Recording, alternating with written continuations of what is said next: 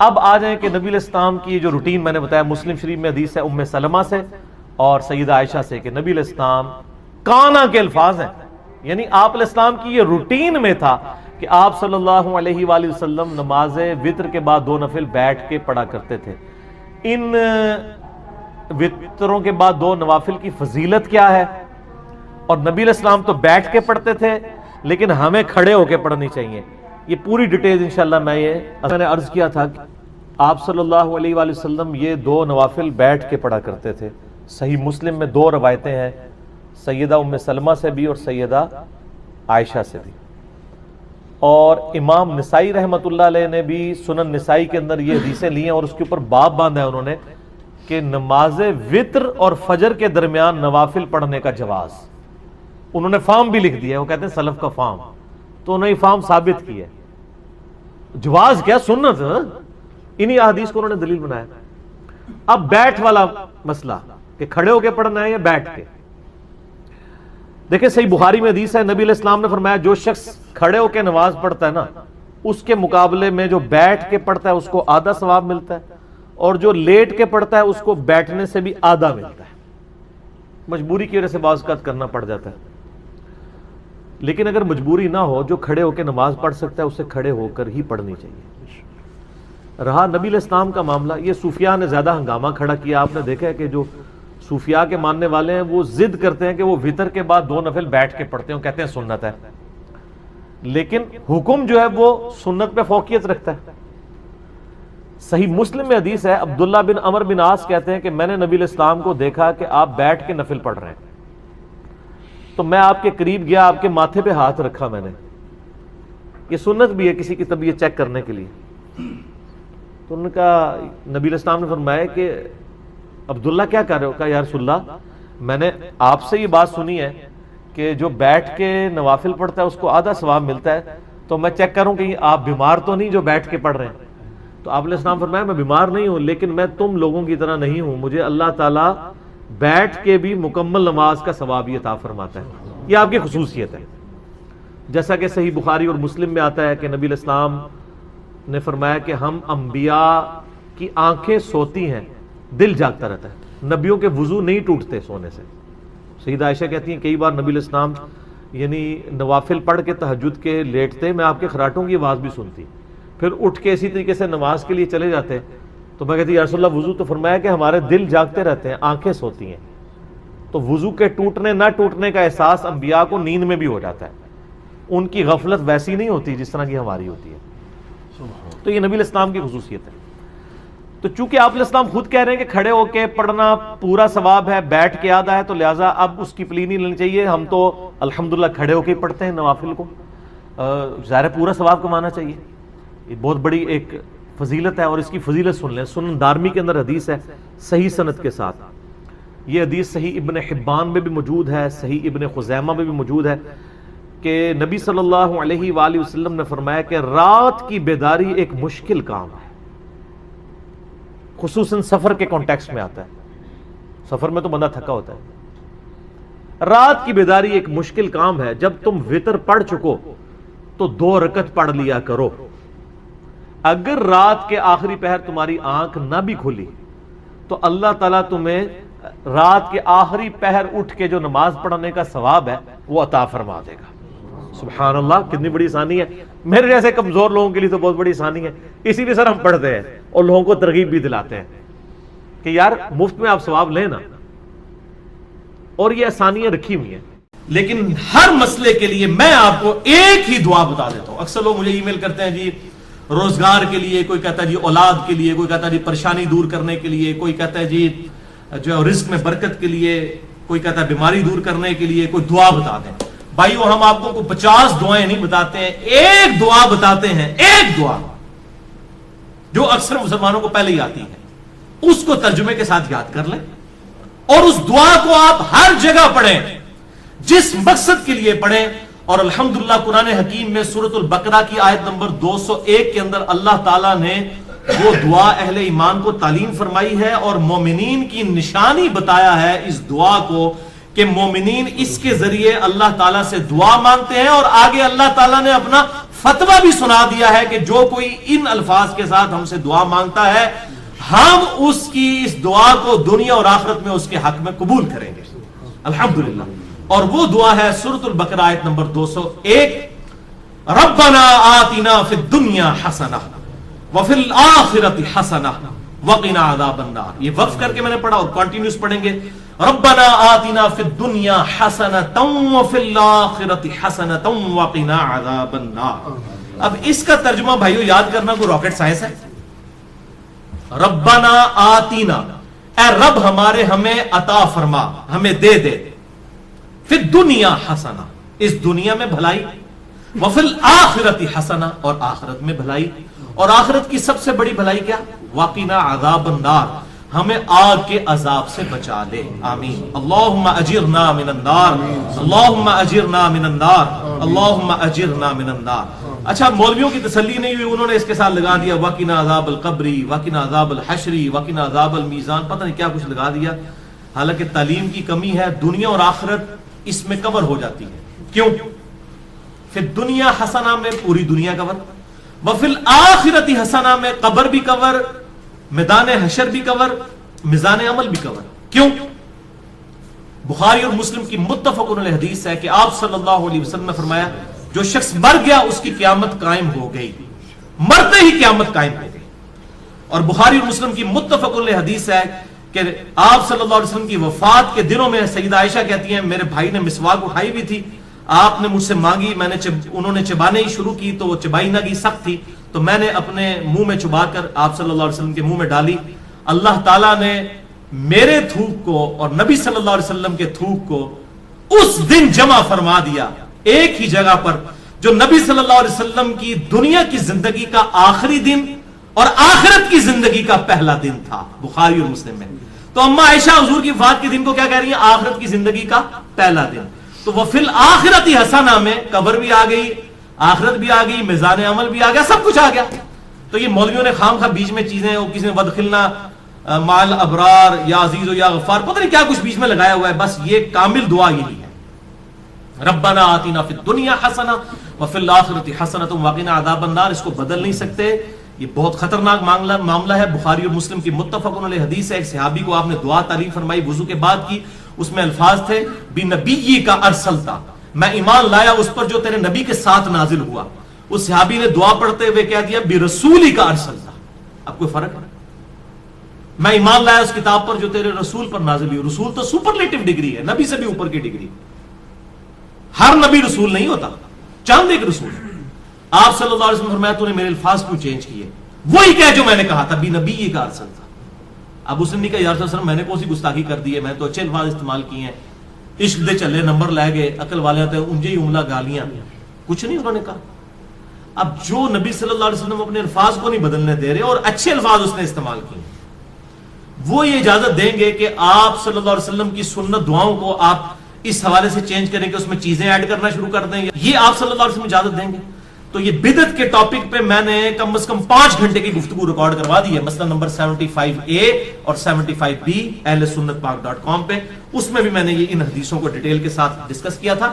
لہذا نوکری کا مسئلہ ہو, رشتے کا مسئلہ ہو, پیپر دیے ہوئے ہو, پاس ہونے کا ایشو ہو, بیماری کا مسئلہ ہو, کوئی مسئلہ ہے اپنے ذہن میں رکھیں اور پھر دنیا حسنہ کو دل میں رکھیں کہ دنیا میں میرے لیے بھلائی, ہر چیز بھلائی. اچھی صحت کیا بھلائی نہیں ہے؟ اچھی نوکری کیا بھلائی نہیں ہے؟ اچھی بیوی کیا بھلائی نہیں ہے؟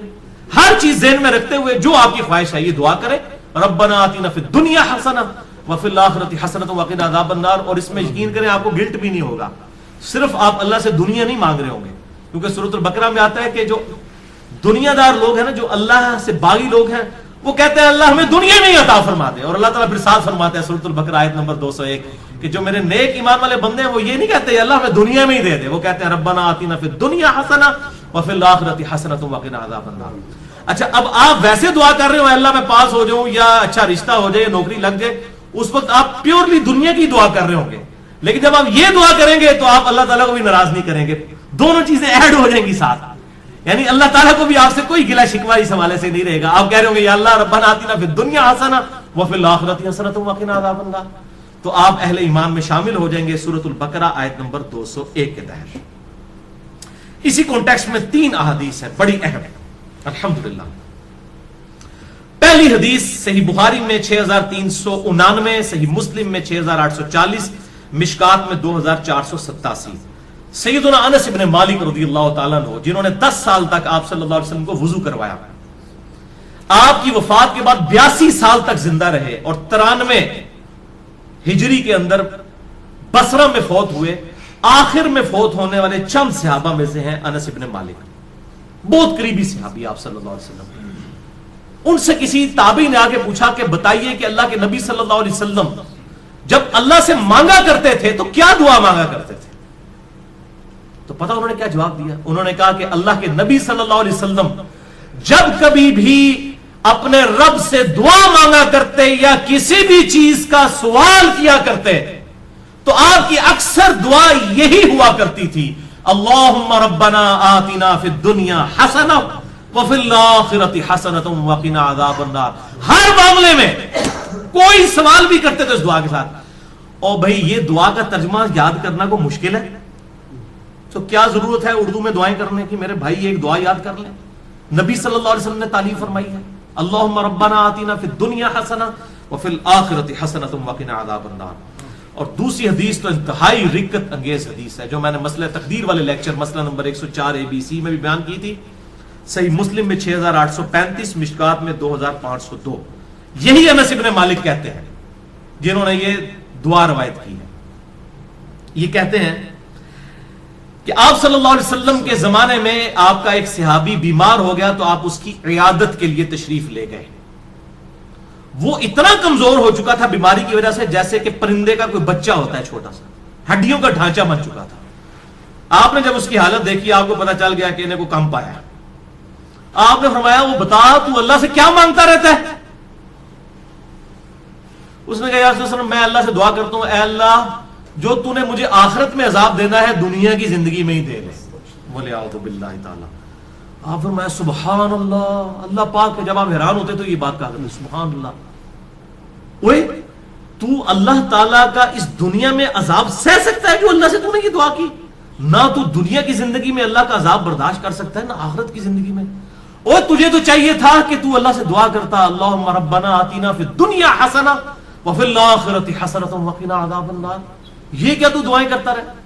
اس میں وہ فنیٹک قسم کے جو صوفیاء ہیں نا ان کا بھی ارادہ، وہ کہتے ہیں سانو دنیا نہیں چاہیے آخرت ہی چاہیے. اور اللہ کے نبی کہہ رہے ہیں دنیا بھی اچھی آخرت بھی اچھی.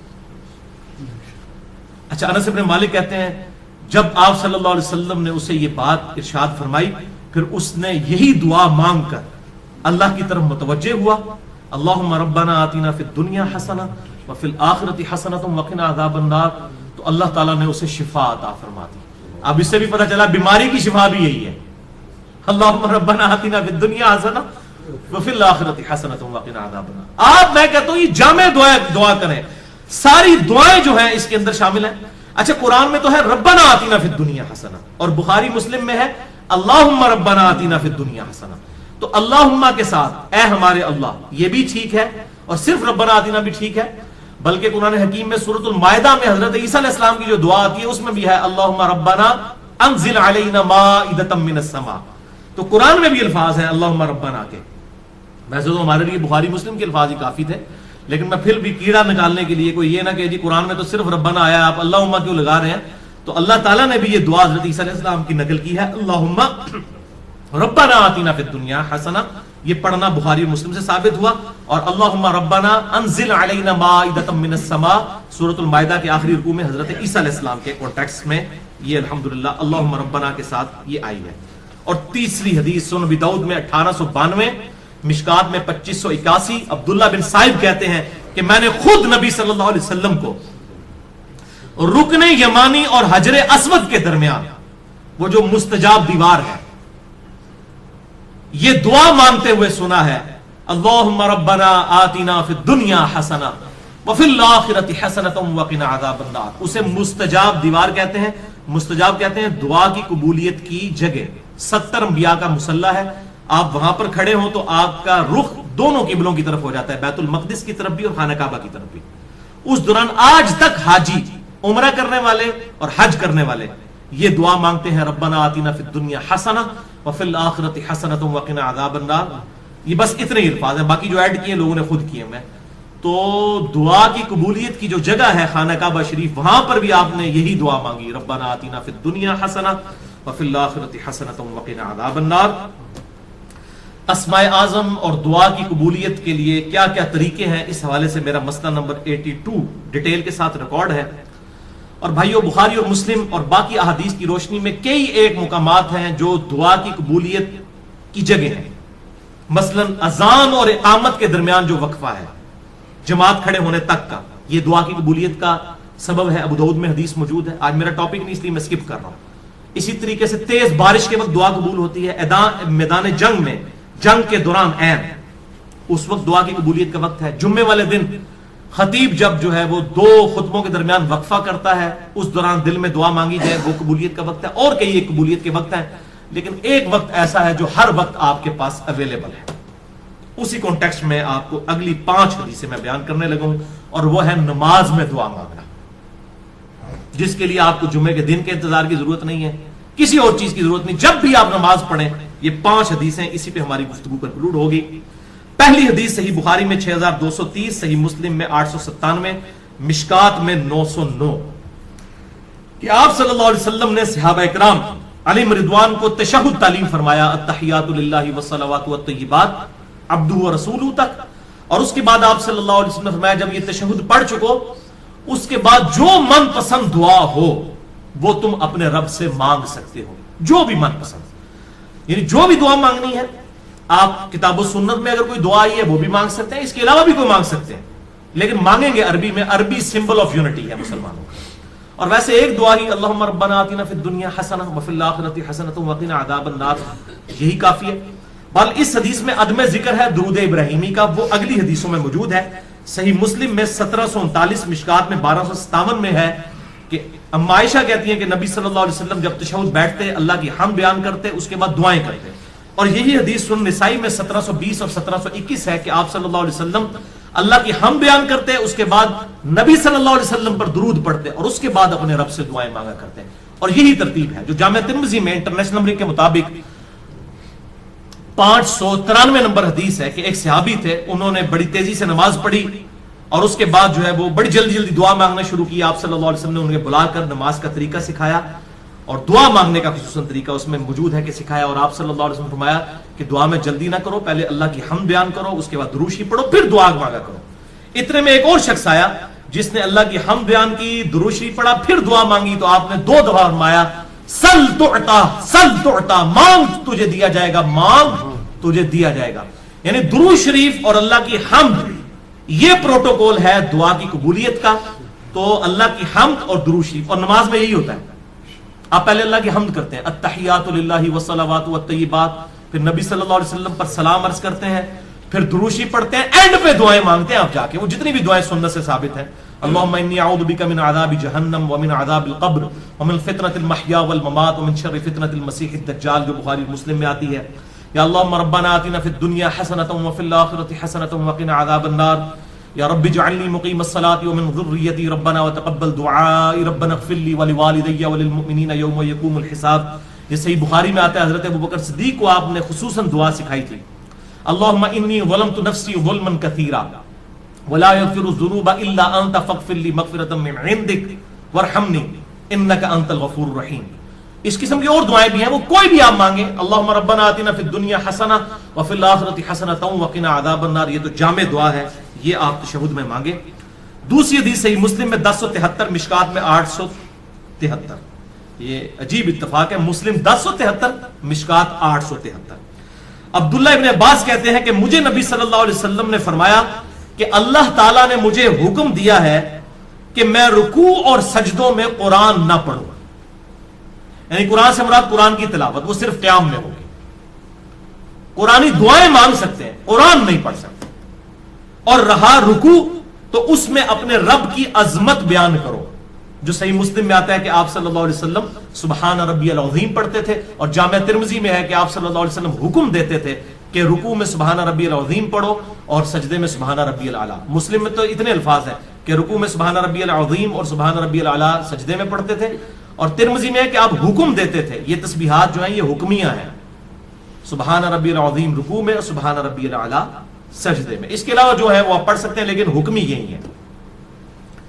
تو آپ صلی اللہ علیہ وسلم نے اسی مسلم میں الفاظ ہیں کہ رکوع میں رب کی عظمت بیان کرو اور رہے سجدے تو ان میں خوب دعائیں کیا کرو، پس تمہاری دعا قبولیت کے لائق ہوگی. یعنی سجدے میں دعا قبول ہوتی ہے جو کی جائے. لہذا سجدے میں بھی الحمدللہ میرا بھی طریقہ ہے، میں سجدے میں یہ دعا مانگتا ہوں، ربنا آتینا فی الدنیا حسنہ وفی الآخرۃ حسنۃ وقنا عذاب النار. یہ کوئی بھی قرآنی دعا مانگ سکتے ہیں.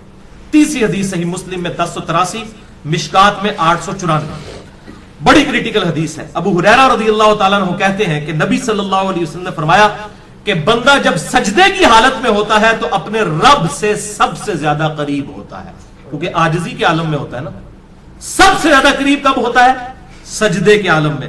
پس اس وقت خوب دعائیں مانگا کرو. صحیح مسلم 1083، مشکات 894. یعنی سجدے میں خوب دعائیں مانگو، یہ قبولیت کا مقام ہے. پچھلی حدیث میں ہم نے سنا پس تمہاری دعا قبول ہوگی، یہاں پر آیا کہ رب کے قریب ہوتے ہو. اور وہ ہے ٹروتھ ریویلنگ حدیث چوتھی صحیح مسلم میں 244، مشکات میں 895، کہ آپ صلی اللہ علیہ وسلم فرمایا کہ جب آدمی آیت سجدہ سن کر سجدہ کرتا ہے، جیسے ہم سجدہ تلاوت کرتے ہیں، اس پہ میرا الگ سے لیکچر ہے، مسئلہ نمبر 119، سجدہ تلاوت کے صحیح احکام و مسائل. یا جب بھی کوئی سجدہ کرتا ہے تو اس وقت شیطان جو ہے وہ چیخیں مارتا ہوا الگ ہو جاتا ہے اور کہتا ہے ہائے افسوس، مجھے اللہ نے سجدے کا حکم دیا اور میں نے اللہ کا حکم نہ مانا اور دوزخ میرا مقدر ہوگی ولیعوذ باللہ تعالی. اور ابن آدم کو سجدے کا حکم ہوا، اس نے اللہ کا حکم مان لیا، جنت اس کا مقدر ہوگی. میں نے اللہ کا حکم نہیں مانا، دوزخ میرا مقدر ہوگی ولیعوذ باللہ تعالی. اللہم اجرنا من النار، اللہم اجرنا من النار، اللہم اجرنا من النار. پانچویں اور آخری حدیث آج کی صحیح بخاری میں 817، صحیح مسلم میں 1085 اور مشکات میں 871. اما عائشہ رضی اللہ تعالیٰ عنہ کا بیان ہے کہ نبی صلی اللہ علیہ وسلم اپنے رکوع اور سجود میں بڑی کثرت کے ساتھ یہ دعا پڑھا کرتے تھے، سبحانک اللہم ربنا وبحمدک اللہم اغفر لی.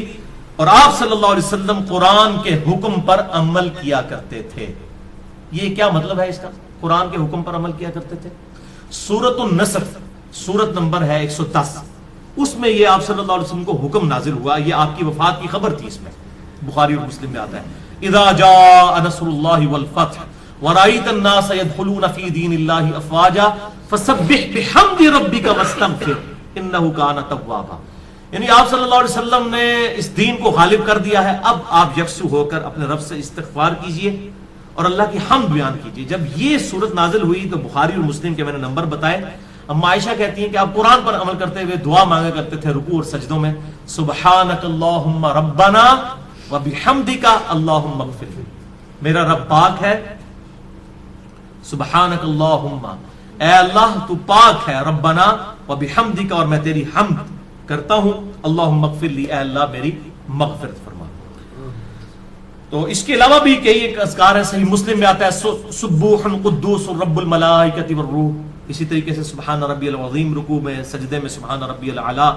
جتنی بھی دعائیں ہیں وہ اب آخر میں وہ حدیث دوبارہ یاد کریں کہ آپ صلی اللہ علیہ وسلم جب بھی اللہ سے سوال کرتے یا آپ صلی اللہ علیہ وسلم نے دعا مانگنی ہوتی تو آپ کے اکثر الفاظ یہی ہوا کرتے تھے جو سورۃ البقرہ آیت نمبر 201، صحیح بخاری 6399، صحیح مسلم 6840، مشکات میں 2487، کہ آپ صلی اللہ علیہ وسلم اللہ کے حضور دعا کیا کرتے تھے اللہم ربنا آتنا فی الدنیا حسنہ وفی الآخرۃ حسنۃ وقنا عذاب النار.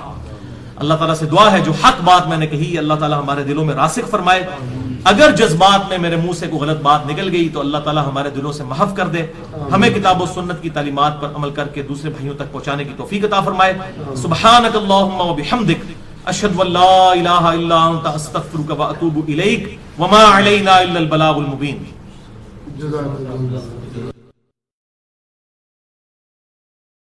یا رسول اللہ کون ہوگا جو جنت میں جانے سے انکار کرتا ہے؟ تو آپ نے فرمایا کہ جس نے میری اطاعت کی، میرا حکم مانا، وہ جنت میں جائے گا، اور جس نے میری نافرمانی کی اس نے جنت میں جانے سے انکار کر دیا. یعنی کلمہ پڑھنے کے باوجود جب میری نافرمانی کر رہا ہے تو اس نے خود سے انکار کر دیا کہ میں نے جنت میں نہیں جانا.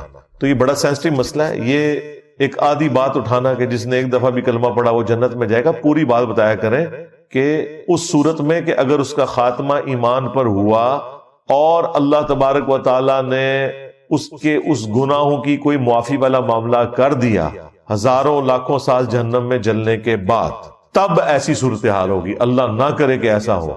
ہم تو موم بتی کے فلیم پہ بھی 1 منٹ کے لیے ہاتھ نہیں رکھ سکتے، تو یہ کہنا کہ جی پھیرا لگے گا تو پھر جنت ہی ٹوری جاواں گے، سوچ بھی نہیں سکتے۔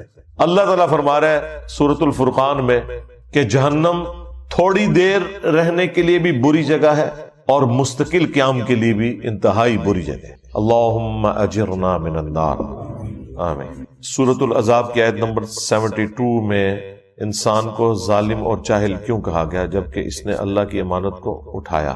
یہ قرآن پاک لٹریچر کی زبان میں بات کرتا ہے، تو بیسیکلی اس کو اگر آپ انگریزی میں ٹرانسلیٹ کریں نا، کہ اللہ تعالیٰ یہ کہنا چاہ رہا ہے کہ انسان نے اس آفر کو انڈر ایسٹیمیٹ کر لیا، کہ اسے اندازہ نہیں تھا کہ یہ کہنا تو آسان ہے کہ جو کچھ بھی ہے تیرے محبوب کی امت میں ہے، غلامی رسول میں موت بھی قبول ہے، لیکن پریکٹیکلی جب قربانی دینے کی باری آئے تو ایسا ہوگا نہیں۔ یہ ان معنوں میں کہا گیا ہے، کیونکہ آپ آگے دیکھیں پھر اللہ تعالیٰ نے فرمایا یہ اس لیے ہوا تاکہ اللہ تعالیٰ اہل ایمان کو جزا دے گا اور کافروں اور منافقین کے لیے عذاب والا معاملہ فرمائے گا۔ تو اللہ تعالیٰ پھر بعد میں انسان کی تعریف بھی تو کر رہا ہے نا، تو لہٰذا ان دونوں چیزوں کو اکٹھا سمجھے کہ اللہ تعالیٰ نے جو کہا کہ یہ ظالم تھا، جاہل تھا، مراد یہ کہ اسے اندازہ نہیں تھا۔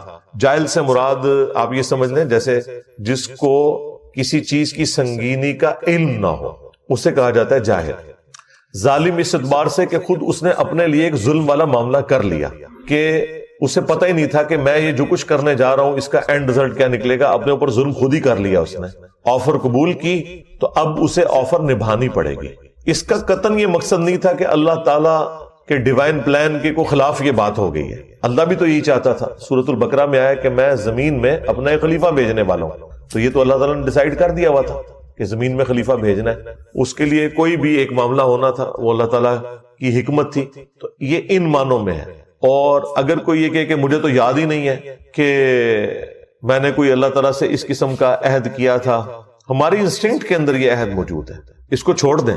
آج بھی کسی انسان کو یہ آفر کی جائے کہ تم نے چند سال کی زندگی خدا کو دینی ہے، پھر ہمیشہ کی زندگی کی کامیابیاں تمہارا مقدر ہوں گی، جس میں نہ تمہیں موت آئے گی، نہ کبھی بدحال ہوگے، نہ کبھی بوڑھے ہوگے، نہ کوئی غم پہنچے گا، حتیٰ کہ جو تم خواہش کرو گے وہ تمہیں ملے گا۔ دنیا میں تو انسان کوشش کر کے لیتا ہے تو اس کے لیے اپنی زندگی گنوا دیتا ہے، اور آخرت میں صرف خواہش کر کے مل جائے گا۔ تو ہر بندہ یہ آفر قبول کرنے کے لیے تیار ہے۔ اگر آپ کو یقین نہیں آتا تو میں آپ کو مثال دے دیتا ہوں۔ اگر کسی شخص کو یہ آفر دی جائے کہ جو شخص لاہور سے لے کر جہلم تک ریل کار میں 3 گھنٹے کا سفر کھڑے ہو کر کرے گا، جہلم پہنچتے ہی اس کی پوری زندگی کا خرچہ گورنمنٹ آف پاکستان اٹھائے گی، اس کے بچوں کا خرچہ، اس کی فیملی کی ساری ضروریات، اس کا مکان، سکولنگ، سب کچھ مرتے دم تک گورنمنٹ کے ذمہ ہے، تو کیا خیال ہے پورا لاہور جہلم نہیں پہنچ جائے گا؟ وہ کہیں گے 3 گھنٹے بس، پھر پوری زندگی کے لیے آسانی۔ آپ ذرا دنیا کی 60 سال کی زندگی کو صرف قیامت کے دن سے کمپیئر کریں تو 3 منٹ بنتا ہے، 50,000 سال کا دن ہے۔ جنت کی تو میں بات ہی نہیں کر رہا، وہ تو مسلم شریف میں حدیث ہے کہ جنت کی زندگی اور دنیا کی زندگی کو کمپیئر کیا جائے تو ایسے ہی ہے جیسے کوئی شخص انگلی ڈبوئے سمندر میں، سمندر کا پانی جو انگلی کے ساتھ لگے گا وہ دنیا کی زندگی ہے، اور سمندر انفینٹ آخرت کی زندگی ہے۔ مسلم شریف میں حدیث نہیں آتی کہ دنیا میں جس شخص نے مفلسی کی زندگی گزاری ہوگی لیکن حلال و حرام کی تمیز کی ہوگی، اللہ کا تابع فرمان رہا، اللہ تعالیٰ قیامت کے دن فرشتوں سے کہے گا ذرا ایک پھیرا اسے جنت کا لگواؤ نا، فرشتے اسے لے کے جنت میں جائیں گے۔ جب واپس آئے گا اللہ تعالیٰ پوچھے گا ہاں بھائی کوئی دنیا میں تکلیف دیکھی؟ وہ کہے گا اللہ تیری عزت کی قسم میں نے دنیا میں کوئی تکلیف نہیں دیکھی۔ جنت کا ایک پھیرا اس کی پوری زندگی کی تکلیف کو ختم کر دے گا کہ اگر مجھے یہ کچھ ملنے والا تھا تو میں نے دنیا میں کوئی تکلیف ہی نہیں دیکھی۔ پھر اللہ تعالیٰ ایک فاسق اور فاجر شخص کو جس نے دنیا میں بڑی عیاشی کی زندگی گزاری، اللہ تعالیٰ کو رسپانس نہیں کیا، دنیا کی ہر آسائش اویلیبل تھی، اللہ تعالیٰ کہے گا ذرا اسے دوزخ کا ایک پھیرا لگواؤ۔ ایک پھیرا لگے گا نا، ادھر تو کہتے خیر ایک پھیرا ہی لگے گا، ایک پھیرا بھائی وہ کتنا لمبا ہوگا, اس کو تو جسٹ تھوڑی دیر کے لیے جہنم میں لے کے جب فرشتے جائیں گے اور واپس آئے گا تو اللہ تعالیٰ پوچھے گا ہاں بھائی کوئی دنیا میں سکھ دیکھا؟ وہ کہے گا تیری عزت کی قسم میں نے کوئی سکھ نہیں دنیا میں دیکھا, حالانکہ دنیا کی ساری زندگی اس نے سکھی گزاری ہوگی. کیوں؟ اسے وہ تکلیف دے کے اپنا وہ سکھ بھی بھول جائے گا کہ گویا وہ تو کچھ بھی نہیں تھا, یہ تو اگر یہ کچھ میرے ساتھ ہونا تھا تو میں نے کوئی سکھ نہیں کاٹا. یہ اتنا سینسٹیو ایشو ہے, لیکن ظاہر ہے اللہ تعالیٰ نے چیزوں کو امتحان کے ساتھ جوڑا ہوا ہے. پھر ذہن میں رکھیے گا, بخاری اور مسلم دونوں میں حدیث ہے کہ اللہ تعالیٰ نے جنت کو ناگوار چیزوں سے ڈھانپ دیا ہے اور دوزخ کو, جہنم کو خوشگوار چیزوں سے ڈھانپا ہوا ہے. وہ پنجابی میں کہتے ہیں کڑگا لگانا, خوشگوار چیز ہوگی آپ اسی کی طرف بھاگیں گے. جنت ناگواری کے ساتھ ہے, اس کے ارد گرد ناگوار چیز ہے. گرمیوں میں فجر کی نماز جماعت سے پڑھنا ناگوار چیز ہے, نیند نہیں پوری ہوتی. گرمیوں میں لمبے لمبے روزے رکھنا طبیعت میں ناگوار ہے. سردیوں میں ٹھنڈے پانی سے کیا گرم پانی سے بھی وضو کر کے نماز پڑھنا بہرحال ایک ایفرٹ تو ہے, طبیعت پہ ناگوار ہے. دنیا میں حلال اور حرام کی تمیز کرنا طبیعت پہ ناگوار ہے. حرام سے بچنا طبیعت پہ ناگوار ہے. تو اللہ تعالیٰ نے جنت کو ناگوار چیزوں سے ڈھانپ رکھا ہے اور جہنم کو خوشگوار چیزوں سے. یعنی ہر وہ چیز جو طبیعت کو بڑی اچھی لگتی ہے, آسانی سے مل بھی جاتی ہے اور نفس کی تسکین کا سما بھی ہے, وہ آپ کو جہنم میں لے جائے گی.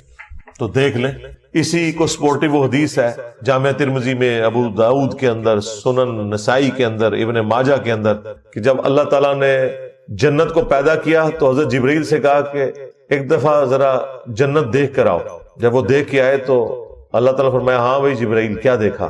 کہ یا اللہ مجھے نہیں لگتا کوئی شخص بھی ایسا ہوگا جو اپنا تن من دھن سب کچھ نہ لگا دے اس جنت کے حصول کے لیے. یہ تو ساری جنت میں جائیں گے, یہ جگہ ہی بڑی اچھی تو نے بنائی ہے. اللہ تعالیٰ فرمایا رکو ذرا صبر کرو.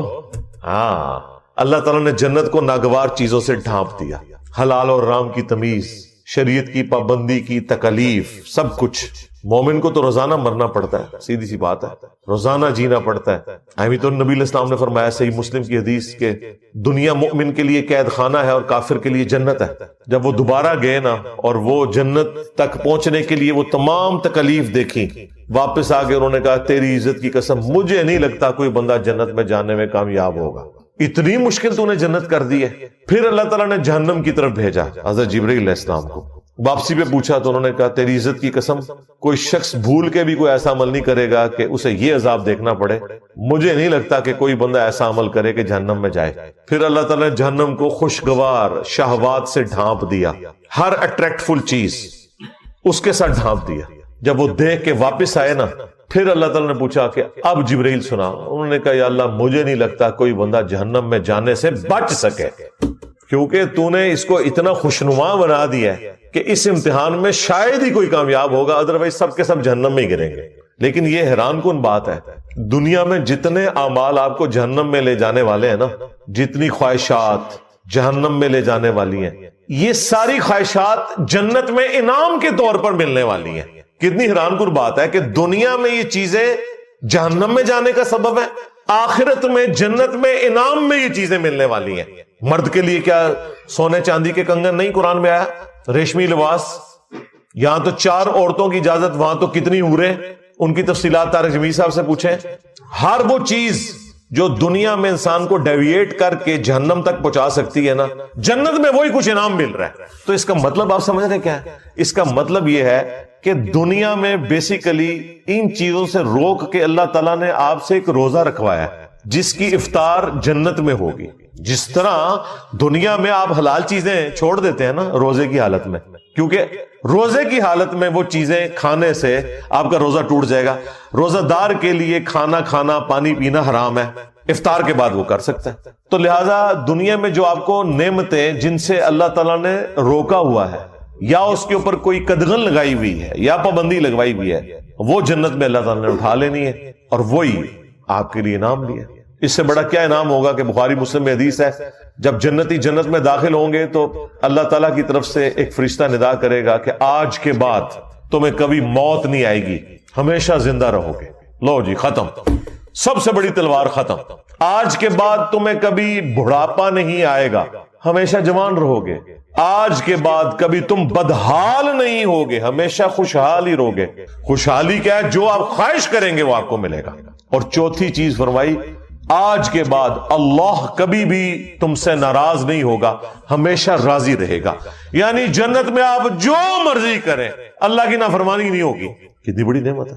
تو دنیا میں روزہ ہے اور جنت میں آخرت میں وہ کھلنے والا ہے. ہاں، یہاں جو بندے پابندی کر لیں گے، بخاری مسلم میں حدیث ہے، جنت اور جہنم کے درمیان لا کر موت کو مینڈے کی شکل میں ذبح کر دیا جائے گا.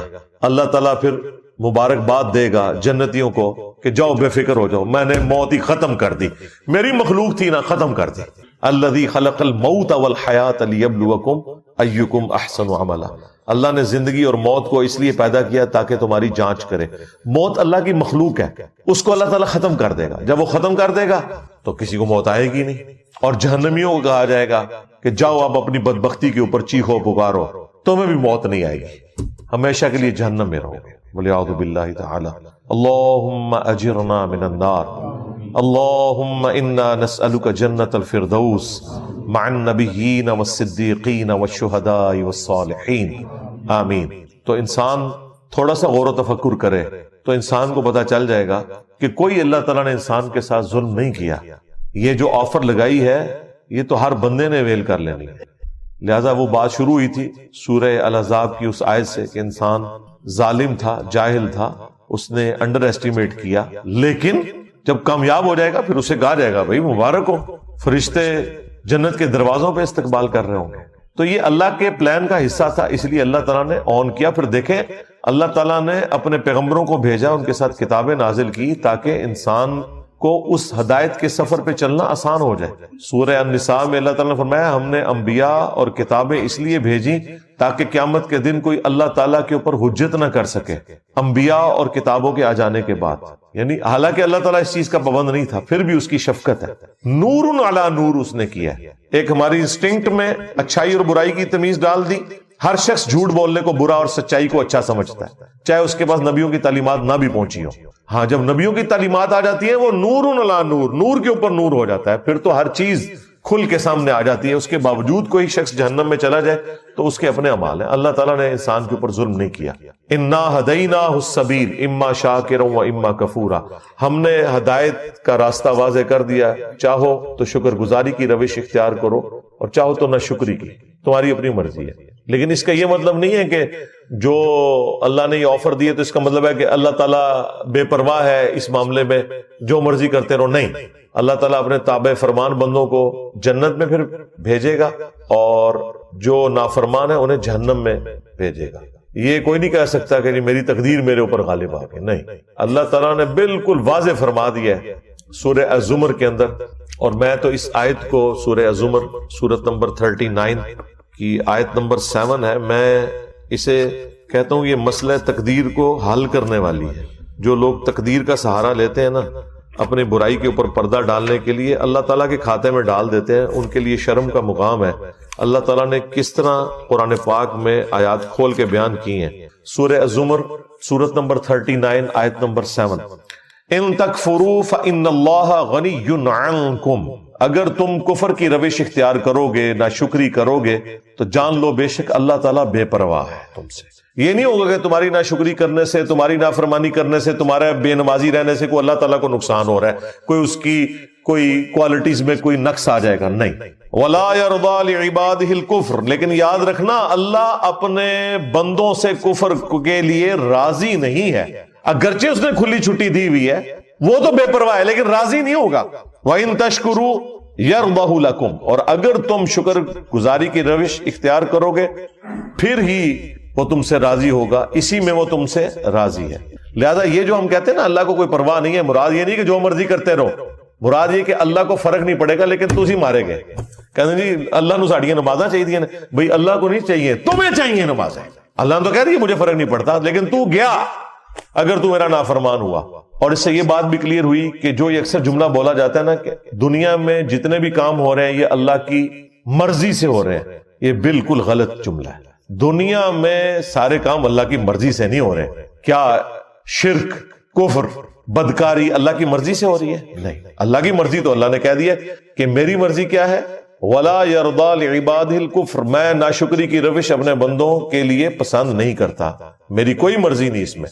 اللہ کی اجازت سے سب کچھ ہو رہا ہے، پکڑے گا نہیں. جس نے اذان کی آواز میں مسجد میں جانا ہے جائے، جس نے نہیں جانا اس کے پاؤں زمین میں نہیں دھسیں گے، اجازت ہے، جو مرضی کرو، لیکن آخرت میں پکڑ لے گا۔ مرضی یہ نہیں ہے کہ جو مرضی کرو، مرضی یہی ہے کہ پیغمبروں کی پیروی کرو، کتابوں کے پیچھے چلو۔ وَإِن تَشْكُرُوا يَرْضَهُ لَكُمْ، اور اگر شکر گزاری کی روش اختیار کرو گے تو اللہ تعالیٰ اپنے بندوں سے یہی پسند کرتا ہے۔ وَلَا تَزِرُ وَازِرَةٌ وِزْرَ أُخْرَى، اور جان لو کہ کوئی جان دوسری جان کا بوجھ قیامت کے دن نہیں اٹھائے گی۔ تم لاکھ کہتے رہو کہ عبد القادر جیلانی ہمیں جنت میں لے جائیں گے، سرکار ایسا ہو ہی نہیں سکتا۔ جب نبی علیہ السلام اپنی بیٹی خاتون جنت کے بارے میں یہ کہہ رہے ہیں نا کہ میری بیٹی فاطمہ میرے مال سے جو لینا ہے لے لے، اگر اللہ کے حضور پکڑی گئی تو میں تیرے کچھ کام نہیں آؤں گا۔ اگر سیدہ فاطمہ کا یہ سٹیٹس ہے تو بابد شاہی کوئی نہیں۔ ہاں، فاطمہ کے جیسا ہے ہی کوئی نہیں، تیرا بابا دے شاہی کوئی نہیں۔ بابے کا نام نہیں لیتے، ہو سکتا ہے بابے نے بیچارے نے نہ کہا ہو، یہ بھی ہو سکتا ہے نا، کہا ہوا تو پھنس جائے گا، نہ کہا ہوا تو بچ جائے گا۔ ہمیں تو کسی بابے سے کوئی انٹرسٹ نہیں۔ ثم الى ربکم مرجعکم، اس کے بعد تمہیں لوٹ کر اپنے رب کے پاس جانا ہے۔ فینبئکم بما کنتم تعملون، تو وہ تمہیں پھر خبر دے دے گا جو کچھ تم دنیا میں کیا کرتے تھے۔ انہ علیم بذات الصدور، بے شک وہ تو سینوں کے چھپے ہوئے رازوں کا بھی جاننے والا ہے۔ اللہم حاسبنا حسابا یسیرا، آمین۔ گرفت پہ آ جائے تو وہ سورہ المومن میں آئے کہ وہ آنکھوں کی خیانت کو بھی جانتا ہے۔ آنکھ سے بھی کسی نے کوئی خیانت کی ہے، بدنگاہی کی ہے، یا اس کے ذریعے کسی کو نقصان پہنچانے کی کوشش کی ہے، وہ اللہ تعالیٰ اس کو بھی جاننے والا ہے، والعیاذ باللہ تعالی۔ تو یہ معاملہ بالکل کلیئر ہے۔ پھر ایک اور آیت ہے مسئلہ تقدیر کے حوالے سے، وہ بھی کمال ہے، سورہ طٰہٰ۔ اس میں اللہ تعالیٰ نے اینڈ پہ جا کے اس حوالے سے عقیدہ کلیئر کیا ہے۔ جو ان لوگوں کا یہ وتیرہ بن چکا ہے نا کہ ہر چیز تقدیر کے اوپر ڈالتے ہیں، وہ اللہ تعالیٰ نے سٹیٹس کلیئر کر دیا ہے۔ اور کہتے نہیں ہماری تو قسمت تھی، ہم بدبخت نکلے۔ اللہ نے بتایا کہ بدبخت کون ہے؟ بدبخت وہ نہیں ہے جو اپنی مرضی سے اللہ رسول کا راستہ اختیار کرتا ہے، بدبخت وہ ہے جو اپنی مرضی سے اللہ اور اس کے رسول کی نافرمانی کرتا ہے اور پھر وہ بدبختی کا مستحق ہو جاتا ہے۔ تو یہ ہے آیت نمبر 123، قصہ آدم اور ابلیس کے کانٹیکسٹ میں ہے۔ قال اهبطا منها جميعا، اللہ تعالیٰ نے آدم اور حوا سے فرمایا ہے کہ تم اب سب کے سب زمین پر اتر جاؤ۔ سب کے سب سے مراد ہے کہ تم بھی اور تمہاری اولاد جو ہونے والی ہے۔ بعضکم لبعض عدو، تم میں سے بعض کا دشمن ہوگا، ظاہر ہے شیاطین بھی دشمن، انسان بھی انسانوں کے دشمن، یہ سارا معاملہ چلے گا۔ لیکن ایک بات یاد رکھنا، فَإِمَّا يَأْتِيَنَّكُم مِّنِّي هُدًى، اب جب کبھی بھی میری طرف سے کوئی ہدایت کی کتاب آئے گی نا تمہاری طرف، فَمَنِ اتَّبَعَ هُدَايَ، تو جو کوئی بھی پھر ہدایت کی کتاب کی پیروی کرے گا، فَلَا يَضِلُّ وَلَا يَشْقَى، تو نہ وہ کبھی گمراہ ہوگا اور نہ بدبخت ہوگا۔ یہ دیکھ لیں، اللہ تعالیٰ فرما رہا ہے جو کتابوں کی انبیاء کی پیروی کرے گا نہ وہ بدبخت ہوگا نہ گمراہ ہوگا۔ اس کو وائس ورثہ کر لیں، جو اپنی مرضی سے کتابوں کا انبیاء کا نافرمان ہوگا وہ خود بدبختی کمائے گا، وہ خود گمراہ ہو رہا ہوگا۔ تو یہ ویسے ہی لوگ آ کے بڑے بولے بن کے پوچھ رہے ہوتے ہیں نا ہم سے، او جی اگر ہماری تقدیر میں پہلے ہی لکھا ہوا ہے، تیری تقدیر واقعی لکھی ہے بدبختہ۔ ہاں، آج اگر گورنمنٹ اناؤنسمنٹ کرے نا کہ فجر کی نماز جو جماعت سے پڑھے گا فی فجر کی نماز $1000 دیے جائیں گے اسے، سب تو بڑا بدبخت لے آؤ، وہ بھی بدبخت نہیں ہوئے گا۔ اپنی مرضی سے سب کچھ کر رہا ہوتا ہے انسان، خام خواہ وہ تقدیر کا سہارا لے رہا ہوتا ہے اپنے آپ کو سیٹسفائی کرنے کے لیے، کبوتر کی طرح آنکھیں بند کر لیتا ہے۔ ایسا بالکل نہیں ہوتا، ایسا تو نہیں ہوتا، ایسا تو نہیں ہوتا۔ یہ پتا ہوتا ہے کہ ایسا نہیں ہوتا۔ اپنے دنیاوی معاملات کے اندر کوئی شخص بھی تقدیر کے اوپر معاملات کو نہیں ڈالتا۔ جیسے ہی دین پہ چلنے کی باری آتی ہے تو کبھی تقدیر غالب آ جاتی ہے، کبھی کوئی اور مسئلہ غالب آ جاتا ہے، پھر کہتے ہیں دعا کرو جی اللہ تعالیٰ توفیق دے، بے توفیق کیا تم تو توفیق ملنی ہی نہیں، کوشش کرو پھر دعا کوئی فائدہ دے گی۔ ادروائز اگر کوئی شخص خود بدبختی پہ اترا ہوا ہے اسے تو پیغمبر کی دعا کوئی نفع نہیں دے سکتی اگر کوئی شخص خود سویا ہوا ہے۔ ہاں، انک لا تہدی من احببت ولکن اللہ یہدی من یشاء، اے نبی جس سے تم محبت کرتے ہو تم اسے ہدایت نہیں دے سکتے، اللہ جسے چاہتا ہے ہدایت دیتا ہے، اور اسے بہتر پتہ ہے کس کو ہدایت دینی ہے، کس کو دینی ہے۔ والذین جاہدوا فینا لنہدینہم سبلنا، جو لوگ ہماری راہ میں کوشش کرتے ہیں ہم ان کے لیے اپنی راہیں کھول دیتے ہیں۔ جو بدبختی پہ اترا ہوا ہے بھائی اس کو قرآن و سنت سے کیا لینا دینا، جو سیریس ہوگا وہ پہنچ جائے گا، مولا علی علیہ السلام کہتے ہیں کہ ایک دن میں نے رسول اللہ سے پوچھا، صحیح بخاری مسلم دونوں میں حدیث ہے، اور یہ مسئلہ تقدیر کے حوالے سے بڑی اسٹانشنگ حدیث ہے کہ یا رسول اللہ، اگر اللہ کی تقدیر میں جنتیوں کا جنت میں جانا، جہنمیوں کا جہنم میں جانا لکھ ہی دیا گیا ہے، تو پھر ہم عمل کیوں کرتے ہیں؟ لو جی، دنیا میں اگر کوئی سب سے امپورٹنٹ کوسچن ہے نا جو ہر انسان پوچھتا ہے، وہ مولا علی نے 800 سے 1400 سال پہلے پوچھ کے تہاڈی منجی ٹھکوا دیتی، بدبختو، نافرمانو۔ اب کھل کے سوال کیا، اچھا حضور نے اب جو جواب دیا وہ کمال ہے، ویل لیفٹ بھی کیا ہے اور جواب بھی دیا ہے بڑے احسن انداز میں۔ آپ نے فرمایا کہ تم عمل کرتے رہو، جنتیوں کے لیے جنت والے عمل آسان ہو جائیں گے، جہنمیوں کے لیے جہنم والے عمل آسان ہو جائیں گے۔ اب دیکھیں کتنا بڑا چھکا مارا ہے، یعنی جو شخص الٹے کام کر رہا ہے اسے اب کسی سے پوچھنے کی ضرورت نہیں، واقعی جہنمی ہے تو، اور جو کوشش کر رہا ہے اب اسے کسی سے پوچھنے کی ضرورت نہیں، انشاءاللہ وہ جنتی ہے جبھی وہ جنت کے راستے پہ چل جاتا ہے۔ اچھا، نبی علیہ السلام نے جب یہ بات کی، ساتھ پھر آپ نے قرآن کی آیت پڑھی، فَأَمَّا مَنْ أَعْطَى وَاتَّقَى وَصَدَّقَ بِالْحُسْنَى فَسَنُيَسِّرُهُ لِلْيُسْرَى، جس نے عطا کی روش اختیار کی، فیاضی کی روش اختیار کی، غریبوں کا خیال رکھا، شکر گزاری کی روش اختیار کی، وَصَدَّقَ بِالْحُسْنَى، اور ہر اچھی بات کی تصدیق کی۔ جب جب اسے پتا چلتا رہا نا کہ یہ بات یوں ہے تو فوراً اس پہ عمل کیا۔ پھر اس نے نہیں دیکھا کہ میرے بزرگ بابے کیا کرتے تھے، اسے پتا چلا بخاری مسلم میں نماز کا طریقہ یہ لکھا ہے، اس نے رفع الیدین شروع کر دیا۔ اسے پتا چل گیا قرآن میں توحید یہ بیان ہوئی ہے، اس نے پھر واقعی عقیدہ ایاک نعبد و ایاک نستعین کے مطابق رکھ لیا، تو اس کے لیے پھر آخرت کی منازل آسان ہوتی جائیں گی۔ وَأَمَّا مَن بَخِلَ وَاسْتَغْنَى وَكَذَّبَ بِالْحُسْنَى، جس نے بخل کنجوسی کی روش اختیار کی اور بے پرواہ رہا اور جو اچھی بات تھی اس کا انکار کرتا رہا، تو اس کے لیے پھر اب آنے والی منازل مشکل ہوتی چلی جائیں گی۔ یہ حدیث بخاری اور مسلم کی مسئلہ تقدیر کو بالکل حل کرتی ہے، لہذا کبوتر کی طرح آنکھیں بند کرنا بند کر دو۔ ہاں بالکل، قرآن اپنے مقدمے میں واضح ہے میرے بھائی، قرآن کا مقدمہ، پیغمبروں کا مقدمہ اس کے اوپر کھڑا ہے کہ انسان کو اللہ نے اختیار دیا ہوا ہے۔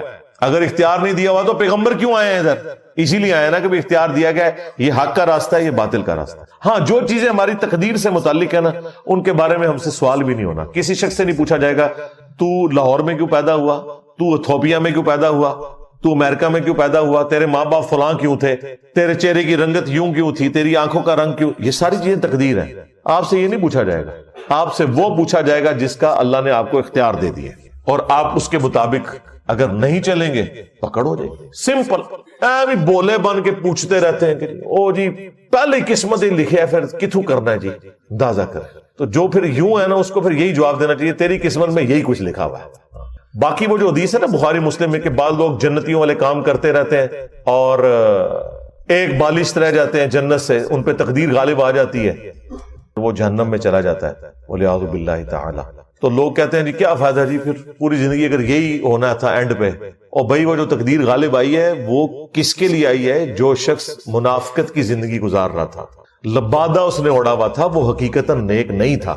یہ نہیں ہے کہ ایک بندے نے پوری نیک نیتی کے ساتھ اچھے عقائد اپنائے اور دین پہ عمل کیا، اب اس کے اوپر تقدیر غالب آ جائے گی۔ نہیں، ایسا نہیں ہوگا، بالکل نہیں ہوگا۔ دنیا میں ہو سکتا ہے کہ کوئی شخص محنت کرے، اس کی محنت ضائع جائے، کیونکہ دنیا کو اللہ نے ابتلا کے قانون پہ بنایا ہے، آزمائش کے قانون پہ۔ وَلَنَبْلُوَنَّكُمْ بِشَيْءٍ مِّنَ الْخَوْفِ وَالْجُوعِ وَنَقْصٍ مِّنَ الْأَمْوَالِ وَالْأَنفُسِ وَالثَّمَرَاتِ، ضرور آزمائیں گے، خوف کے ذریعے، بھوک کے ذریعے، جان اور مال میں نقص کے ذریعے۔ یہ دنیا میں ہوگا۔ آخرت میں یہ نہیں ہوگا کہ ایک بندے کے عقائد ٹھیک تھے اور قیامت والے دن پہنچا نیک اعمال کر کے اور اللہ تعالیٰ کہ نہیں تو اب جہنم میں جائے گا، میری تقدیر کا یہ فیصلہ ہے کہ تیرے اوپر میں یہ غالب کر دوں گا جیسا دنیا میں۔ اسی لیے اللہ تعالیٰ نے ہمیشہ آخرت کے لیے کہا ہے کہ میں اپنے وعدے کی خلاف ورزی نہیں کرتا۔ یہ آیت آپ کو کبھی بھی سمجھ نہیں آنی تھی کہ یہ اللہ تعالیٰ کو کیوں کہنا پڑتا ہے قرآن پاک میں بار بار کہ اللہ تعالیٰ اپنے وعدے کے خلاف نہیں کرتا، اللہ تعالیٰ اپنے وعدے کے خلاف نہیں کرتا، اللہ تعالیٰ اپنے وعدے کے خلاف۔ کیونکہ انسان کو کبھی خیال آ سکتا ہے یار دنیا میں محنت کی تھی، اینڈ تے بھی پتہ لگے کہ آخرت میں یہی کچھ ہو گیا جس طرح دنیا میں بیڈ لک ہوئی تھی۔ آخرت میں بیڈ لک نہیں ہونی، یہ بیڈ لک کا تعلق اس دنیا کے ساتھ ہے۔ آخرت میں آپ کے لیے گڈ لک ہے اگر آپ نے انبیاء کی پیروی کا راستہ اختیار کیا ہے انشاءاللہ تعالی۔ ہاں بالکل کلیئر کٹ۔ تو اس فرق کو آپ سمجھ لیں. یہ لوگ بعض اوقات اس کو مکس کر دیتے ہیں، ایسا بالکل نہیں ہے، بالکل کلیئر کٹ. جو مولا علی کو حضور نے فرما دیا نا کہ جنتیوں کے لیے جنت کے عمل آسان ہو جائیں گے، جہنمیوں کے لیے جہنم والے اعمال آسان ہو جائیں گے. بس آپ دیکھ لیں دنیا میں آپ کو بھی اندازہ ہو جاتا ہے بعض لوگ کتنا اللہ کو سیریس لیتے ہیں، چھوٹی سی بات کے اوپر بھی کتنے وہمی ہو جاتے ہیں. تو میں اس طرح کے جب لوگوں کو دیکھتا ہوں میں کہتا ہوں جی جنتی روحیں دنیا میں ہی پہچانی جاتی ہیں، کس طرح معاشرے سے ٹکر لے لیتے ہیں اللہ اور اس کے رسول کی خاطر عز و جل و صلی اللہ علیہ وسلم. اور کتنے جنہوں نے صرف دین کا لبادہ اوڑا ہوا ہے، ذرا سی کوئی تکلیف آئی وہ پڑا ہوا دین. دنیا کی پرائورٹی ان کے لیے ٹاپ پرائورٹی ہوتی ہے، اللہ ان کے لیے ٹاپ پرائورٹی نہیں ہوتا. ولیعوذ باللہ تعالی. اللہ تعالی ہمیں استقامت کے ساتھ قرآن و سنت کی تعلیمات پر عمل کر کے دوسرے بھائیوں تک پہنچانے کی بھی توفیق عطا فرمائے. آمین. اللہم انی اسألک بانک انت اللہ لا الہ الا انت الاحد الصمد الذی لم یلد ولم یولد ولم یکن له کفوا احد وإلہکم الہ واحد لا الہ الا هو الرحمن الرحیم. الف لام میم. اللہ لا الہ الا هو الحی القیوم. اللہم صلی علی محمد وعلی آل محمد. ربنا آتنا فی الدنیا حسنہ وفی الآخرة حسنة وقنا عذاب النار. اللہم احسن عاقبتنا فی الامور كلها واجرنا من خزي الدنيا وعذاب الآخرة. ربنا آتنا من لدنك رحمة وهيئ لنا من أمرنا رشدا. اللهم اغفر لحينا وميتنا وشاهدنا وغائبنا وصغيرنا وكبيرنا وذكرنا وأنثانا. اللهم من أحييته منا فأحيه على الإسلام ومن توفيته منا فتوفه. اس کا تو خیر ترجمہ بھی ممکن نہیں ہے، یہ ایک کوڈ ورڈز کے طور پہ. بعض چیزیں ایسی ہیں جن کا عربی لنگوسٹک میں ترجمہ موجود بھی ہے، اس کے باوجود وہ متشابہات ہیں، ان کی تفصیلات ہمیں نہیں پتا. جس طرح کہ اللہ تعالیٰ کی صفات کا ذکر ہے، اللہ کا ہاتھ، اللہ کی آنکھیں. اب یہ جو گفتگو ہے یہ لٹریچر کی زبان میں بھی ہو سکتی ہے کہ اس سے مراد قدرت لیا گیا ہو، یا اس سے مراد اللہ تعالیٰ کی وہ کوالٹیز ہیں جن کی تفصیلات ہمیں نہیں پتا. چونکہ ہماری زبان کی ووکیبلری اتنی ہی ہے، ہم اس طرح کے ملتے جلتے الفاظ ہی بیان کر سکتے ہیں. جس طرح کہ جنت کی نعمتیں ہیں وہ قرآن پاک میں بیان ہوئی، لیکن ساتھ ہی سورہ السجدہ میں آیا کہ اللہ تعالیٰ نے اپنے بندوں کے لیے ان کی آنکھوں کی ٹھنڈک نعمتیں چھپا کے رکھی ہوئی ہیں. اور اسی آیت کی تفصیل میں بخاری مسلم میں ہے کہ وہ نعمتیں نہ کسی آنکھ نے دیکھی، نہ کسی کان نے سنی، نہ کسی کے دل پہ بھی کبھی ان کا گمان گزرا. تو وہ ظاہر ہے اس کا مطلب ہے وہ ایکسٹراڈنری نعمت ہے، تو سمجھانے کے لیے بتا دیا جاتا ہے. اسی لیے سورۃ البقرہ میں آیا کہ جب جنتیوں کو فروٹ دیے جائیں گے تو وہ دنیا کے فروٹ سے ملتے جلتے ہوں گے. وہ کہیں گے کہ یہ تو وہی ہے جو ہمیں دنیا میں بھی دیا گیا تھا، لیکن اللہ تعالیٰ فرماتا ہے وہ ان سے ملتے جلتے ہوں گے. وہ تو جب کھائیں گے تو پتا چلے گا نا کہ اس میں بہت بڑا فرق ہے. مثلا ایک دیسی آم کا ذائقہ ہے، انور ٹور بھی دیکھنے میں دیسی آم کی طرح ہے، لیکن ذائقے میں زمین و آسمان کا فرق ہے. تو جو جنت کا فروٹ ہے بظاہر دیکھنے میں دنیا کے فروٹ کی طرح نظر آئے گا، لیکن اس کی جو کوالٹیز ہیں، اس کا جو ذائقہ ہے، اس کا کوئی لینا دینا نہیں ہے دنیا کی کسی بھی چیز کے ساتھ. لیکن وہ اس لیے اللہ تبارک و تعالیٰ نے اس کو ایسی شکل کا رکھا ہے تاکہ دل میں اس کے لیے اٹریکشن پیدا ہو. ادروائز آپ اگر ایسی غذا دیکھیں جو آپ نے پہلے نہیں دیکھی ہوئی تو آپ کبھی بھی دسترخوان سے پہلے اسے اٹھانے کی کوشش نہیں کرتے. کوشش وہی ہوتی ہے جو چیز آپ کو پسند ہے، آپ کی دیکھی بھالی ہے، اسی کو آپ پہلے کھانے کے لیے استعمال کریں. اس لیے جنتیوں کو بھی ابتداً اس طرح کے فروٹ دیے جائیں گے جو دنیا کے فروٹ سے ملتے جلتے ہوں گے. اس میں آگے چل کے آئے گا انار، انگور، لیکن آپ نے قطعاً یہ نہیں سمجھنا کہ یہ اس طرح کے انار اور انگور ہوں گے. دنیا میں بھی کوالٹیز کا اتنا فرق ہے کہ ایک ہی طرح کا فروٹ مختلف علاقوں میں جو اگتا ہے، زمین و آسمان کا فرق ہے اس کے ٹیسٹ کے اندر. تو انسان جو ہے چونکہ اس طرح کے فروٹ کے ساتھ فیملیئر ہے، اس لیے اسے اٹریکشن فیل ہوگی، لیکن جب وہ کھائے گا تو اس کا ذائقہ تو بالکل ایک ایکسٹراڈنری ہوگا. تو اس طرح کی جو متشابہات ہیں، ریزمبلنس والی چیزیں اللہ تعالیٰ کی صفات سے متعلق ہوں، جنت سے متعلق ہوں، حوروں سے متعلق ہوں، وہ صرف اجمالاً ہماری وکیبلری میں بیان کیا گیا، اس کی تفصیلات جب تک انسان وہاں پہنچ نہ جائے اس کو کبھی بھی اس طریقے سے بریف نہیں کر سکتا۔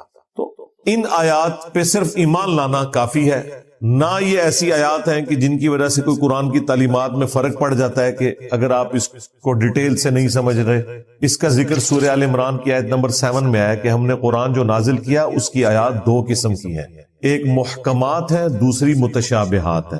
پھر اللہ تعالیٰ میں جو محکمات ہیں وہی اصل کتاب ہے، یعنی جن میں اللہ تعالیٰ نے حکم بیان کیے ہیں۔ حکم کیا ہے؟ نماز پڑھو، ماں باپ کے ساتھ اس نے سلوک کرو، بدکاری سے بچو، قتل نہ حق نہ کرو، چوری سے بچو۔ جتنے بھی اللہ تعالیٰ کی طرف سے فرائض ہیں اور اللہ تعالیٰ کی طرف سے جو گناہ حرام قرار دیے گئے ہیں، وہ ساری کی ساری چیزیں جو ہیں وہ ہیں محکمات، یعنی حکمیہ چیزیں محکمات۔ اور اللہ تعالیٰ میں کتاب کی اصل وہی ہے، اور دوسری فرمایا متشابہات ہے، یعنی جو ریزمبلنس والی چیزیں مثال کے طور پر بیان ہوئی۔ اللہ تعالیٰ فرمایا ان پر اہل ایمان لاتے ہیں، اور جن لوگوں کے دلوں میں ٹیڑھ پن ہوتا ہے وہ کہتے ہیں ہمیں اس کا مطلب بھی بتایا جائے کہ کیا ہے، حالانکہ اس کا کوئی لینا دینا نہیں ہے آپ کے کسی بھی معاملے کے ساتھ جو آپ نے شریعت کے اوپر چلنا ہے۔ اور اہل ایمان کی نشانی یہ ہے کہ وہی کہتے ہیں یہ ساری کا سارا اللہ کی طرف سے نازل ہوا، ہم اس پہ ایمان لاتے ہیں۔ پھر وہ دعا کرتے ہیں ربنا لا تزغ قلوبنا بعد اذ ہدیتنا وہب لنا من لدنک رحمہ انک انت الوہاب۔ اے رب ہمارے دلوں کو ٹیڑھا نہ کرنا اس کے بعد کہ تو نے ہمیں ہدایت عطا فرمائی، اور ہمیں اپنی طرف سے رحمت عطا فرما، اے عطا فرمانے